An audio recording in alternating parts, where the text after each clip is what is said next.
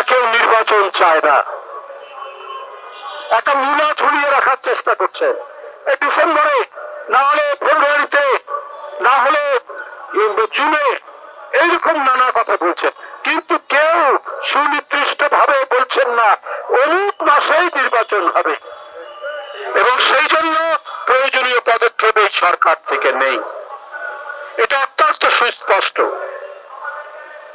এই যে আপনার সরকারের টাল বাহানা নির্বাচন নিয়ে, আজকে দিনকে দিন কিন্তু দেশ তার যে সহ্য, তার যে বীর্য, তার যে ৭১-এর যে অহংকার এবং ২৪-এর ৫ই আগস্টের যে অহংকার, সেই অহংকার মিলিয়ে মানুষের সবচাইতে বড় প্রত্যাশা বহুদলীয় বহুমাত্রিক গণতন্ত্র প্রতিষ্ঠা, এটা তো প্রতিষ্ঠা এখনো হয়নি।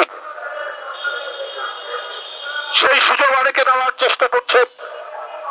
আজকে মানবিক করিডোরের কথা বলছেন, এই মানবিক করিডোর আপনাকে লুকিয়ে লুকিয়ে এটা বলতে হচ্ছে। আপনার জনগণের ম্যান্ডেট নেই, আপনি নির্বাচিত নন, আজকে সব দিক থেকে এই কথা ধ্বনিত হচ্ছে। এটার প্রতিক্রিয়া কি হবে, আমাদের সার্বভৌমত্বের অবস্থা কোথায় দাঁড়াবে, এটা জনগণের কাছে কোনোভাবেই খোলাসা করেননি।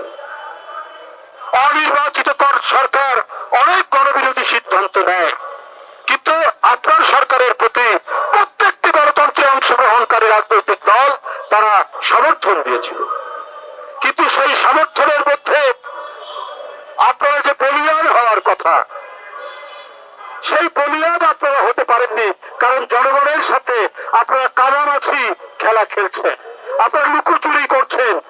এই কানামাছি খেলতে গিয়ে জনগণের কাছে সন্দেহের মধ্যে আপনারা পড়ছেন।